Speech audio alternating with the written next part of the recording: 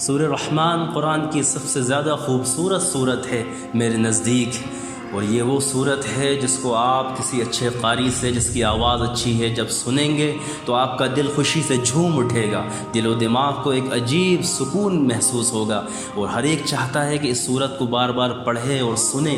اللہ کے رسول ایک روز صحابہ کے پاس تشریف لائے اور آپ نے سورہ رحمان مکمل تلاوت کی، سارے صحابہ خاموش ہو گئے۔ آپ نے فرمایا میں نے لیلۃ الجن میں جناتوں کے سامنے اس صورت کو پڑھا تو سارے جناتوں نے کتنا بہترین اس کا جواب دیا۔ جب میں اس آیت پر پہنچتا فَبِأَيِّ آلَاءِ رَبِّكُمَا تُكَذِّبَانِ، اے لوگو تم اپنے پروردگار کی کن کن نعمتوں کو جھٹلاؤ گے؟ تو جنات اس کا یہ جواب دیتے، اے اللہ ہم تیری کسی نعمت کا انکار نہیں کرتے، ہم تیری کسی آیت کو نہیں جھٹلاتے، ساری تعریف تیرے لیے۔